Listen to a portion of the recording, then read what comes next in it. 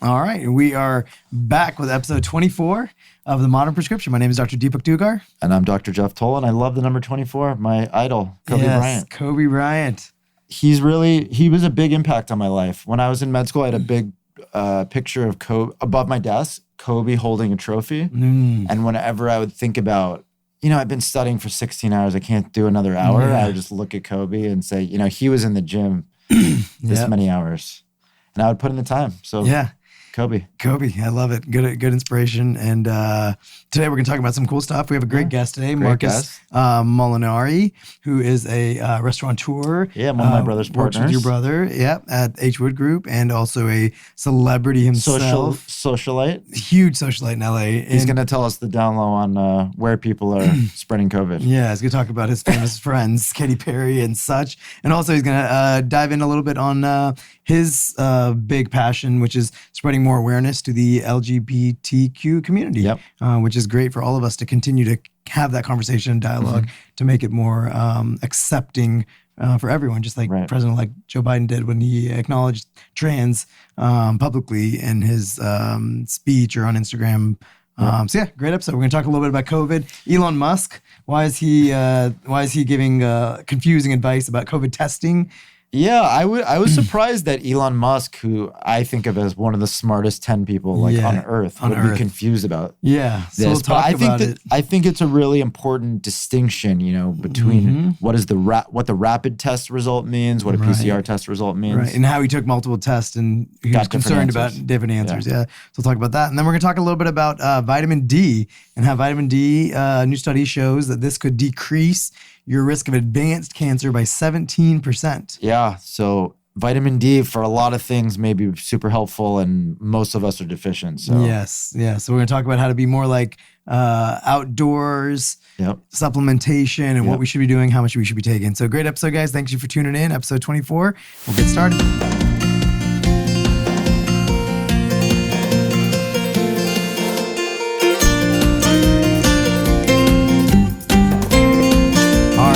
Back to Modern Prescription, episode 24.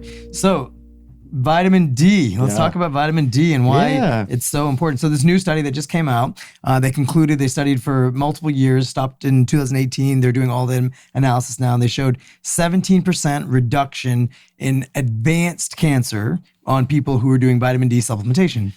That's unbelievable. I mean, 17% is pretty extraordinary. That's extraordinary. For a supplement. I mean, that's better than really any drug you could expect to do anything. Right. And they were saying it didn't decrease the incidence of cancer. So the people who had cancer, the numbers weren't different based on vitamin D supplementation. But the ones who had supplementation, they showed a decrease in advanced cancers and mortality. So basically some sort of link they're trying to say. And to be clear, these are not people who had cancer and then started taking vitamin D. No. This is just people who were taking vitamin D, and then you follow them out for years, and they're less likely to have an advanced cancer. Exactly. And so vitamin D is really interesting. There's, I think, more that we're going to need to learn, but, we've also seen with COVID how it looks like people with higher vitamin D levels have better outcomes. And so they're protected a little bit more. Yeah, exactly. And so the question is, what is the vitamin D doing? There may be some direct effect on the immune system that's not well understood. Right. We know that people get naturally, vitamin D is something we get from being outside in the sun when we're more active and out and doing things. And so you could understand that the body likes when you're out and doing things, and maybe the hormone mixes in a way that is doing something to make the immune system better. But there's no direct really understanding yet of why there's such a big effect. Right. And it's interesting too, because I wonder, do you know vitamin D naturally versus synthetic vitamin D supplementation? Does that have a difference in our bodies? I don't think we really know. I don't think there's ever been a real study where you compare basically if someone has a vitamin D level of like 40, let's say, naturally versus one on supplementation, does that have a difference in the outcomes? I don't think we know. Right. So for example, with depression, there's a really strong correlation, low vitamin D with depression. And we think that may be a part of seasonal depression, people who live in cold places when they're not out in the sun and their vitamin D is low, they get depressed. And what we don't even with that, we always say, okay, take some vitamin D, Right. but we don't know if actually just putting the levels up will help their depression or not. We recommend it. I have almost all my patients on vitamin D, to be honest. Okay. The recommendation is a level of 30, but I like to see people more in like the 40, 50 range. And with vitamin D supplementation, would a daily vitamin be sufficient, or do you have to do additional? I check. I think this is part of everyone's annual checkup for sure. Maybe check it again during the winter to see what your levels are looking like. But basically, like a typical, if you don't know if you're low or not, would be like 1,000 or 2,000. They're called IUs, international units of vitamin D3, which is the easiest to absorb. Okay. But some people need more. Some people need 5,000. Some people need, to get actually. So a generic dose at home would be like 1,000 1 to IU, 2,000. 1 to 2,000. Should you need more than that, it would be based on testing. Yeah, I would guide it by testing. Okay. It's very important for postmenopausal women for bone health to prevent osteoporosis. That is a very direct, like as direct as it gets, where the vitamin D is stimulating the bone formation. So that one we know. So, any woman, even right before menopause, by the time you hit 40 years old, you want to make sure your vitamin D levels are at least 40. Again, if you read if you see on the test result from a lab, they say the normal range is above 30, but I like to see it above 40. Above 40. Yeah. Wow. So it's great to think about that on a actual routine basis rather than just thinking about it in terms of like, oh, when you get older, you worry about your levels. And, it's something that every year we should get tests and see what your vitamin D levels are, as well as, all the other things that we talked about, like getting your growth hormone levels and making sure your TSH is normal and all the things. But going to a doctor on a regular basis and actually getting these tests drawn, not just when you're sick. I think it's important. I mean, I think it's the difference between maximizing your health and kind of reacting to when something's wrong. Right. And so, even if let's say your vitamin B12 is a little low and your D is a little low, maybe it's not enough to feel. And obviously they get low over, you're burning them and using them slowly over time. So you may not notice. It's like if you gain 5 pounds over 3 years, you don't notice. Right. But if someone hasn't seen you in 5 years, they'll be like, hey, it looks like you gained a couple. Right. So the waning of your vitamins is so slow that you may not really realize that you feel a little less tired. But if you were boosted back up, you may feel a little bit better. And vitamin D synthesis organically and naturally happens through absorption of sunlight. Yeah, so there's an inactive version of vitamin D that gets activated by the sun. Hitting your skin. And so interestingly, the way human evolution in terms of skin color in the hotter parts of the world where people tend to have darker skin color to protect from the sun, they need they're used to getting so much direct sunlight that they need that much direct sunlight to get proper vitamin D levels. So vitamin D levels are very in like the United States, darker skin. If you have darker skin, you're at much higher risk of having a low vitamin D level. Got it. Because your skin color evolved to be in direct sunlight at a hotter temperature. Okay. So in a more moderate climate, you're more likely to be vitamin D deficient. So that includes really anyone with dark skin, Okay. So dark skin, more likely to potentially be vitamin D deficient. Yep. Therefore, including yourself. Including myself. So even more important to get checked and to have that constant awareness of it. But yeah, I think it's interesting. 17% reduction in advanced cancer. Amazing. So that's amazing. So key is keep up with your vitamin D level checks. Don't take some vitamin D, get outside. I think there's also like a mood component to being outside a few minutes. Yeah. So even if you're super scared of COVID and you don't see other people, you can go outside of your front door and like be outside. Yeah, just physically be outside. For a few minutes a day. Yeah, go for walks. Walks are great. Walk with a mask is one of the best things you can do. Yep. So speaking of COVID and what's going on right now, which is the craziest. I mean, every day is the worst day we've ever had in COVID right now. We've ever had. Yeah. So right now there's obviously a lot of talk about potentially another shutdown and what could potentially happen. And my whole, analysis of this is that I don't know. We need to do something, obviously. Right. Cases need to slow down. So some restrictions are necessary. But I think an absolute total shutdown has a lot of detrimental effects on mental health and physical health of a lot of the elderly patients who need their regular doctor checkups, who need their regular cancer checkups. Yeah. And then on the mental and suicidal rates, I mean, it's out of the everything's out of the whack right now. Everything's so crazy. I've been talking about this for months now on the show, that I would say every week more and more of the visits I'm seeing or talking to people on the phone are related to depression and anxiety. It's unbelievable right now. Right. Some of that's financial stress. Some of it's just isolation, purely isolation. Some of it's, families where you're having to do childcare and, work from home and you have less money than you had. Right. Right. And the problem is like difficult. that extra anxiety or depression or anything that you have, it's not like it just is like, an extra piece of clothing that you wear. It affects your entire life. Yeah, everything. It can affect your business, affects your relationship with your friends, your family, affects your relationship with your husband or wife. It really takes a toll. And so I think that even little extra bits of anxiety can lead to a huge complication in your lifestyle or your relationships. And I think that we have to be really, really cognizant of that. And that's why you are big into meditation. And it's important for patients to find techniques and find ways to deal with that anxiety rather than just accepting it or just hoping it'll get better. You know? And I agree. I think a total shutdown, I would like to see that be avoided if they could. I think we need an actual strategy to bring the numbers down. They may need to do like a brief sort of more shut down a little bit if the hospitals get over full. Right. But then the next time we reopen, we have to have a new strategy. One of them is everyone wear a mask. It's very simple. It should be mandated. Very simple. The second thing is some sort of testing in advance on a regular basis, whatever it is, once a week or whatever.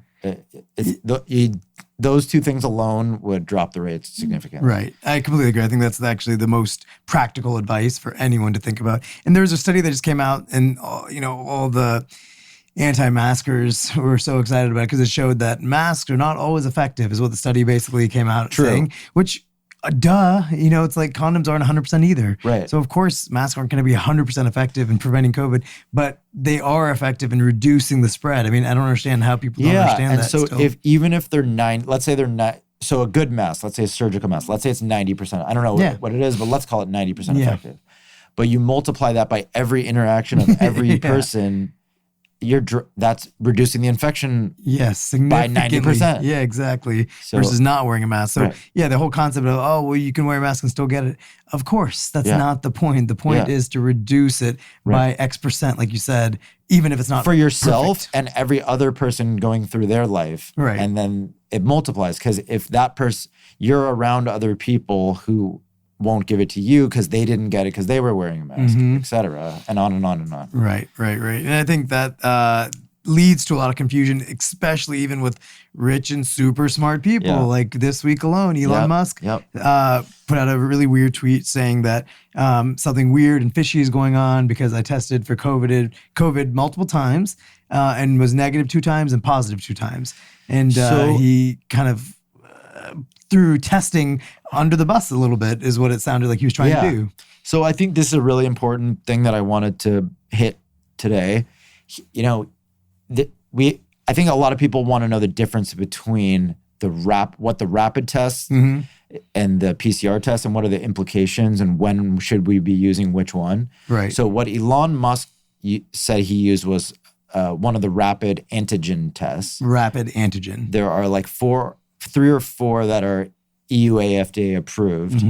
They all claim to be about 90% accurate. 90% accurate. Sensitive. Okay, so therefore you could have a 10% chance that it's wrong. There's a 10% chance that it will say you're negative when you're truly positive, and I think there's also about a 10% chance it'll falsely say that you're positive. Got it. So it's neither very sensitive nor very specific. Got it. And so what this test is doing, just so we all understand why it's less accurate, so we swab you with the same Q-tip up the nose. On the rapid antigen test, we're looking to pick up little fragments of the virus's capsule on the stick. Then the technology basically is you've put it in the little solution, you drop it on the card, And embedded in the card are these molecules that will react to the antigen and make a color. And so it looks like a pregnancy test where you get a second stripe that comes up if there's viral particles on the stick. And how long does it take to do this test? Usually like 12 minutes. 12 minutes. So if it's positive, it may be positive like immediately, Okay. but you're supposed to wait 12 minutes to see if there's any reaction. And so patients, so you have these available. Yeah. And so patients you do the nasal swab on them, just like you do the normal PCR test. So nasal swab, and then 12 minutes you can get the results. Exactly. But these are not not as accurate. So the limitation of this, and I'll go back to comparing them. First, I want to explain how they both work so that we have an understanding. So that one, we swab, we try to pick up viral particles, we test it, and we'll have an answer in 12 minutes. The other test, the PCR test, the reason that one is the gold standard is we are swabbing looking for the virus's genetic material, the RNA of the virus, just like people have DNA, this virus has RNA. And then instead of directly testing that swab to see if there's RNA on it, it undergoes an amplification process. So you put it in one machine that will take any small, tiny fragment and amplify it 1 million times. And then that second sample, which has been amplified, that one is tested to see if there's any fragments of the RNA. Got it. So it is extremely sensitive. The reason it's 99.9% sensitive is if you have like 1 to 2 virus RNA particles, it amplifies it and then detects it when you test it. So that's why that one, you don't get results in 12 minutes. It takes like at least 4 to 6 hours to run the machine. So that's the limitation with that one. Got it. The reason why the rapid test is helpful is obviously you can get your answer right away. Yeah, 12 minutes. But huge. it is less accurate. So there are going to be times where if you do both at the exact same time, the results may not be congruent. You may get a positive on the PCR and a negative on the rapid because it's just more sensitive. And each time you do the swab, like you said, it's looking for external capsule antigen. Yeah. It's not looking for RNA. Yeah. So you could potentially not have any capsule on a swab one time versus another time. And there may be cross reaction with other antigens where it's less specific. Yeah. RNA it's a very extremely specific, you know, like when someone gets caught in a trial and we had your DNA on the victim. It's specific for that. Right. And so there's no false, that's why there's very few false positives. Right. So the only way that you can have false positives on a PCR test is some sort of technical error, like switching of samples, the tech spilled some virus on your clean sample, something like that. But the actual testing process is basically 100%. Very specific. Yeah, extremely specific. Got it. So Elon's point is that he probably just didn't have enough knowledge about the difference between a rapid antigen test versus a PCR test. And so the in my opinion, the rapid test, if you are symptomatic, you therefore have more virus. And so it's more likely to be a true answer for a symptomatic person because they're more likely to have more virus. So it's more likely to find something, pick it up and be positive. If you're using it as a screening test to like go to dinner with your friends, if you're in that pre-symptomatic phase and there's not a lot of virus there, you're really not that likely to pick it up on that test. And so it's less peace of mind to say, oh, I'm good to go to Thanksgiving. I had a rapid test today. Right. It really isn't meant for that. It's meant to test someone who's symptomatic. I think that's a very important point that I wanted to make clear. And the White House, which also, doesn't believe in COVID or whatever, they were using the rapid test as a screening test. And that's how they ended up with that big outbreak at the event. At the Supreme Court inauguration event. Yes. Yeah, because like you said, if there's 100 people and 10 of them have false results, then even someone's slipping through, and giving COVID to everyone. So if you're, it's right. So, if it's 10, it's not that 10 of the 100 will have COVID necessarily, but if one has COVID, there's a 10% chance that one person slips through. Right. Yeah, no, it's great. And it's great differentiation. So I think it's kind of sad when, and again, Elon's obviously very well known for tweeting outrageous provocative things. Things. Provocative, outrageous things. I think he's more of he wants to make sure human beings like are in the future around. Yeah, he doesn't care more about than he cares about state individuals individuals or right. Yeah. So, I just think, I don't know whether he doesn't care. I just think it's not in his purview. He's just so focused on multi-planetary species. Yes. And he wants to be able to fund that with making as many cars as he can. So I think he's probably Cars just and frustrated. rockets. Yeah. I think he's probably just frustrated with the fact that all these shutdowns potentially will affect his ability for his manufacturing. Gotcha. And so he's trying to throw some shade at this systematic approach to it Right. so that he can kind of get his frustration out. That because it does. I mean, if they shut down again, let's say, and then he can't produce his cars, Right. there's a huge Right. possibility of loss of revenue for them. So I think that sometimes we have to realize people don't say things because they mean what they're saying. They're saying things to express an idea or frustration that might be behind the words. Or ulterior motive. Or whatever. Yes, ulterior motives, exactly. Well, great. Let's bring on our guest today, Marcus Molinari. Super excited to have him on, and we're going to talk to him a little bit about state of affairs in the restaurant industry, and LGBTQ rights, and talk a little bit about what this election means for the community. Let's get him on. So we're excited. Marcus is going to talk to us today about some really cool stuff and cool topics. We're super excited to have you, man. Definitely. So glad to be here. Yeah. So tell us what's going on with the restaurant world right now. COVID's kind of shutting everything down again in LA. What are the cool kids doing now? I mean, besides going to the restaurant, or what's actually happening within the business? Yeah, both. It's hard. They say 4 out of 5 restaurants will fail, and so for us, we're just trying to keep afloat and employ as many employees as we can. And just if we can employ one more, then it's just that much better. What kids are doing, because restaurants are closing out, and you only have a few short hours. I believe it's like 6 to 10, at least for us. We're not open for lunch except at Harriet. So for the other places, you've got that short amount of time to really try to make as much money for the employees that are working at each venue.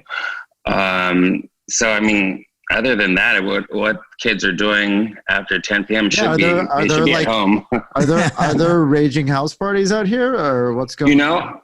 None that I'm involved with, but I have heard, through friends that they've been invited to like warehouse parties. There's underground like mansion parties, and I'm like, what? This is going on? They're like, definitely. One thing that I think is interesting is, the government in California is the one who decided let's end restaurants at 10 p.m., this last week. And I'm trying to wrap my head around why that was one of the changes that they made that they thought would make a big impact. And if it just ends up leading to more people congregating in houses and having after parties and things like that, are the people at the restaurants really the problem? I mean, the bars were already shut. Right. So... And there is quite a bit of distance, at least at our venues. Yeah. I mean, I feel perfectly safe going, each table is so far apart. I mean, it's better than being on someone's couch. Exactly. Yeah. Or, enclosed. So, I'll tell you, I think that I believe because, a lot of it doesn't make sense, and they're making up as they go. I think that it's a lead up to a possible shutdown. It's kind of one of those things where they were like, oh, we're only going to be in lockdown for 29 days. And then the next one, it comes around in like 2 more weeks. I think they're trying to lead up is my opinion, I think. I think that that's definitely possible because the first time around, unfortunately, they never figured out what was really fueling it. They had these statistics where they think, bars are the worst thing maybe. And then remember we went through that list once. Yes. And there's other indoor places like gyms and stuff that were bad. But it's hard to know what is having the effect. And we're not controlling what people are doing, the rest of the day when they're not in a establishment. Right. And so I agree that the numbers are spiking so much that I'm worried there's going to be another shutdown soon. Yeah. Throughout California, or you think through just... Well, each state, has its own rules to play by. And so now in the Midwest, in some of the states, the positivity rate on testing. So if you go to a testing site, 60% of the people in like the Dakotas are testing positive right now. Wow. And so it's just, but those are the red states that likely won't shut down no matter how high the numbers get, unless the hospitals are absolutely full.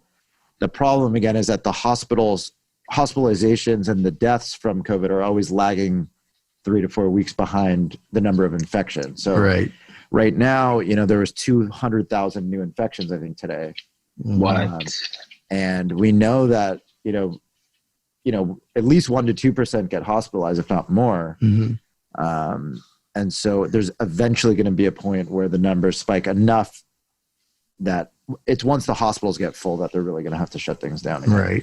And we've never gotten to that point in LA. Even the first time, the numbers, even though they spiked high, we shut down so quickly here after the NBA did that we never had like really high numbers. I think we're lucky also that there's a lot of hospitals, throughout the city spread around, even in the valley and all parts of town. So there's more beds, at least in Los Angeles, than in some other places. A lot of these rural communities, especially, they just don't have a lot of beds in the hospital. They don't have enough doctors. They don't have enough nurses. And so they can't even if they could, open a broom closet and put a bed in there, they eventually don't have enough staff at those places. So that may be a big problem in those places. I mean, at what point does it become a national sort of mandate that everyone shut down? Because if Texas isn't shutting down and California is, and then those people are coming in to visit, it's just it seems like an endless cycle. Well, I think the state's recourse would be to require, they could really make their border secure in the sense that they could require testing or enforce a quarantine when people cross into the state. Because basically that's how individual countries are, around the world. So the countries that took this the most serious, like, South Korea, New Zealand, etc., they quarantine and require PCR tests to come into the country. And so that's how that may come down the line. I'm not sure that the federal government actually has the authority to do it. I think it actually is a state by state. I think they could recommend it probably. I don't think this administration is going to do that probably no matter what. Definitely not. So tell us, now that we brought that up, what are your thoughts about the election? Are you excited? I am excited. I would be even more excited if the other side, started the transition for Biden. It's a little scary and it does put us in danger. What do you think of Rudy's hair coloring? Did you see that when he was sweating? He's melting. What would that have been? It's definitely his hair dye. It was definitely hair oil. Yeah, definitely just dripping on his face. Tea tree oil. So tell us, in the LGBTQ community right now, what is do you think that was a huge push that helped with Biden? Oh, definitely. I mean, if people educated themselves, because I got a lot of like private messages that were like, Trump's done so much for the LGBTQ community. And, I wouldn't even respond other than send them a link to the Human Rights website of how much he's rolled us back. I mean, the moment he got into the White House, he took down the LGBTQ website. And then he started going in on trans in the military. And, just continued. And secretly, a lot of these things aren't even like put in the news. And they're putting in lots of appeals. They want to do a thing where businesses can reject LGBTQ people. Do you feel like your friends voted? Had your friends been voters in past elections and past years and been politically active, or do you feel like people had a different energy this time and more people voted? Oh, I definitely think it lit a fire in a lot of people. But a lot of my friends especially were definitely active. But I did have to, I sit down with a couple of people that are in the LGBTQ community and explain to them, because they're like, I don't get involved in politics. It's not my thing. I think everyone's shady. I'm like, but these are the reasons why you need to be involved. And these are the reasons why a lot of people did, and people running for Congress, Senate, and mayors, public service jobs. Like, there is a huge percentage change in minorities and LGBTQ communities in that. Why do you think there's so much, negative perception towards the LGBTQ community? Do you think it's because it's kind of like the COVID idea where it's like, well, I don't know anyone with COVID, so COVID's not real. Do you think it's that kind of thing? I think that, it's just sort of the way to like Republicans and stuff. I think it's more of a control religious thing where they try to play on that and try to, you know, who knows if they even believe necessarily like gays or LGBTQ shouldn't have rights, but it's kind of I think it's more of a play on like their audience. And so they're going to keep going towards that. But yeah, I mean, as long as there's more awareness, like what President-elect Joe Biden did was recognize the trans community recently on his Twitter. And that's on his Instagram, which has never been done ever, you know, by any official in the White House. So that was a huge, major step. And already, like, you know, it's made my year just seeing that. Yeah, it's huge. Yeah, it's important. It's important. People want to see themselves represented in their country. And for that to happen, you know, it's really great. Yeah, absolutely. I could not agree more. And I think it's beautiful because everybody matters. There's this idea that you can marginalize people because of beliefs. And you have to really remember that every single person has the exact same amount of importance in this world. You can't marginalize any human because of a different belief or different thought. So whether it's racism or whether it's LGBTQ, you know, I think the best part of this election cycle is that you got a lot of people to realize and recognize that there are some huge marginalizations that happen on a daily basis that we just can't let go silent anymore. Have to be talked about, have to be addressed. And President-elect Joe Biden, by bringing that up vocally, was a huge step in the right direction, I think. Huge step. Yeah. Huge step. And COVID tests and celebrities and parties. And what is your, are you seeing your friends? Are you hanging out with Katy Perry? What's going on? No, I mean, well, Katie just had a baby, so she's pretty much secluded, and it's great. For me, myself, I don't see anyone, and I'm being good. And the people that I do see, when I see them, it's a small group of friends that all live in one house, and we all get tested together every Monday. So if we do want to have dinner, we could have dinner with each other, and that just happens every single Monday. Every single Monday, you know, there's like.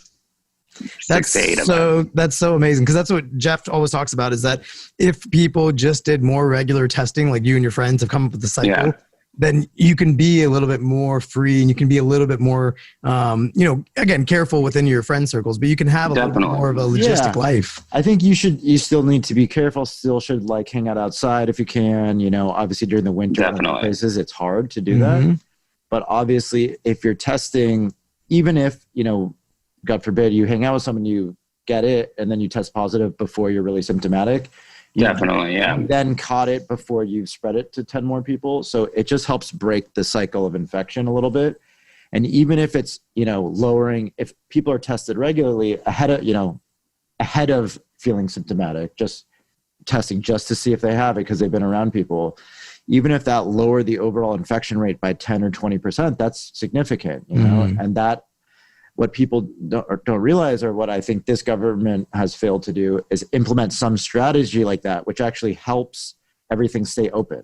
Right. Because if the infection rate stays lower, then they don't have to close a restaurant 3 hours earlier to cut 10% of the cases. They could just proactively test to cut 10% of the cases. And the damage to the economy by just changing the rules so many times, let alone having rules that don't necessarily make sense, you know, it's just difficult. So, you know, I really, I feel for, you know, you and my brother in the restaurant business and all these other businesses that getting jerked around and it's hard. Rules to follow. You just, you know, they say you can be open outside. So the restaurants spend all this money building out and outside and tenting and stuff to be outside. And then all of a sudden, boom, okay, you can only be open until 10 o'clock. Yeah. There's like another rule and another rule on top of the other rule it's so crazy. But I do get a lot of messages from people. They're like, why are you getting tested so much? I'm like, shouldn't you be getting tested? I think that's a great point you brought up. Yeah, absolutely. People should be getting tested. I think there's this notion that if you're being good, you don't need to get tested. That's impossible. You have to be around humans at some point in your interactions. Well, a lot of people have fear of knowing. They don't want to know if they do actually, which is a sad thing, which is what happens, I think, a lot. And, which is why I try to make it easier, like giving people options, like Dr. told, to have someone come to their house, which is very convenient, or a free option of going to like the Dodger Stadium. There's plenty of ways to get tested. Yeah. And I think that's big right now this week with Thanksgiving coming up. So, really Thanksgiving's a time usually with multiple generations being together. And it's actually my favorite holiday personally. But it's difficult this year. I think every family's got to, I get a lot of my patients this week have emailed and said, hey, what do you think we should do for Thanksgiving? And it's really an individual family's decision-making process about, if there's elderly grandparents, you may not want them there. But if they're really old, I've heard the argument, well, this may be their last Thanksgiving anyway. So, but it's such a dark, I don't know. That's a dark way to look at it. So hopefully not. Yeah. I mean, I myself I'm going to stay in and I'm not going to go see family, and it's really hard, but I'd rather that than having any guilty conscience of like giving anyone anything. Did I understand correctly that Delilah is going to be making Thanksgiving dinner that people can order? Is that right? Yeah, definitely. We are having a delicious Thanksgiving dinner that actually like most of my friends are ordering. That sounds great. It's such a good idea. So you want to get that in right away. You got a gourmet Thanksgiving delivered. You don't have to deal with the, you can just worry about the COVID. Get tested. You just got to worry about throwing the bags away. Like, you're good. I love it. Well, thank you so much, Marcus. This is great to have you on today. Thank you so much for having me. Our pleasure. And it's just important to talk about these important topics in the LGBT community, and also talking about testing and how important it is, and not being naive about not wanting to know whether you're COVID positive or not. So I think today we touched on some really good topics. So thank you so much for sharing your insight. Thank you. Thank you for having me. Our pleasure. Take care, Marcus. You guys take care. Thank you for spreading the good word. Absolutely. God bless. All right. Well, great. Thank you so much. That was awesome. We learned a lot from Marcus. Helpful. I think it's important to like, you just got to voice these things. You got to talk about it, and you got to make people aware. I think what he didn't mention is, he is also really a socialite and loves to be out and loves to be around people. Yes. And he's like a guy, right? He's a magnet of having people out and fun, and yet he's here being responsible. And, I think bingo. It's a really good example that he's setting for, his many followers on social media and just the world in general, that he's being so responsible. Yeah, I completely agree, because a lot of people complain about being stuck at home, but they're not even huge socialites, right? Versus someone like him who he's is used to traveling the world and doing all, and being at celebrity events. Yeah, so great point, and well taken, and really respectful. So before we get out of here, as always, I want to ask you my beauty question of the week. Yes. So the last week or so, I've been feeling a little more dry in the skin. I don't know if it has to do with the weather or what's going on. What do I do? All right. So moisturizer, post-shower, post-washing face. The biggest mistake of how people are doing it is that most people wait until their skin's dry to put their moisturizer on. Okay. So after you take a shower, you want to put your moisturizer on while your skin's still wet, while your skin's still moist. Really? So it doesn't have to be wet. I mean, you can use a towel, but you don't want to wait 5 to 10 minutes until you put moisturizer on. You want to do it immediately after, within the first 1 or 2 minutes after you towel yourself off, so you still have moisture on your skin, because then the moisturizer will, with the water, cause better absorption into the skin. Gotcha. So it won't be sitting on top of the skin. You'll actually get deeper penetration. Do you have any specific kind of moisturizer you recommend? Yeah, I mean, the biggest thing is, I won't necessarily promote a brand, but I will say that it needs to have SPF in it. So SPF 15 to 30 is very important to apply every single day, even if you're just sitting inside all day, because you still get sun through the windows, and that sunlight through the windows, as important as it is for vitamin D, is not great for skin cancers. So vitamin D. Do you put that everywhere or just on your face? I do it just on my face, and then on my hands, I do also moisturizer as well. Your hands are very important. I have very soft very hands. Important. I do care for my hands a lot. My patients thank me for having all good my hands care. do is write illegibly. They're less useful.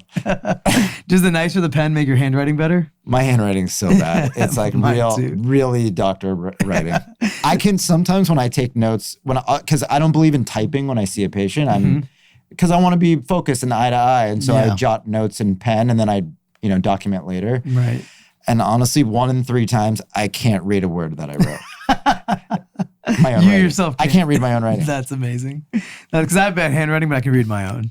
So It's like, yeah, anyway. all So right. Well, we're gonna work on you improving your I need handwriting. to go back to first grade. First grade handwriting Yep. class, and then also post shower moisturizing.